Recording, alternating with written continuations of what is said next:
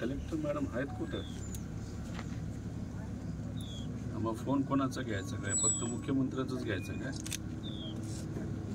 आज सकाळपासून फोन करतोय, जर आमचे फोन घेत नसतील आणि उद्या समजा कोणाला तरी सामान्य व्यक्तीला जर काही अडचण आली तर त्यांचा फोन कोण घ्यायला? अवघडच गोष्ट आहे बाबा इथं. बरं काय झालंय, आता मी एका गावात आलेलो आहे, दादगी निलंगा.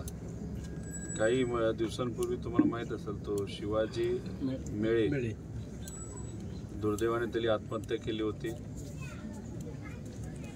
हॅलो, महादेव कोळी हां. आता त्यांचं जे काही सर्टिफिकेट आहे ते मिळावं यासाठी तो प्रयत्न करत होता, पण ऑफिसमधून कुठंच काही क्लिअर कम्युनिकेशन नाही. का रिजेक्ट होत आहे ते सांगण्यात येत नाही. डॉक्युमेंट सगळे दिलेले आहेत.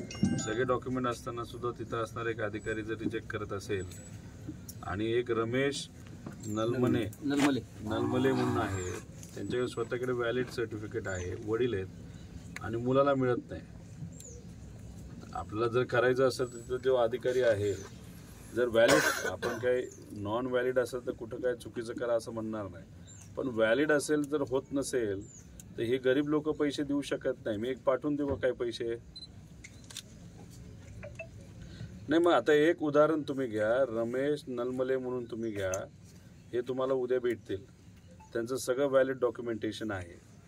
यांच्या मुलाचं का नाही होणार? आपण वडिलाची बाजू बघतो ना, वंशावळ वडिलांची बघत असेल तर त्याच्या मुलाला तर मिळालं पाहिजे ना, त्याचं जर व्हॅलिड असेल तर. थोडंसं नाही. मग कोणाशी? आता तुमच्या कलेक्टरचा फोन घ्यायला म्हणून तुम्हाला RTC म्हणून तुम्हाला फोन केलाय.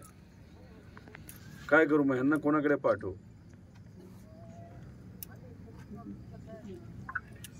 आणि जर तिथं जाऊन ह्यांना जर तुम्ही वेटिंगवर ठेवलं तर काय होणार?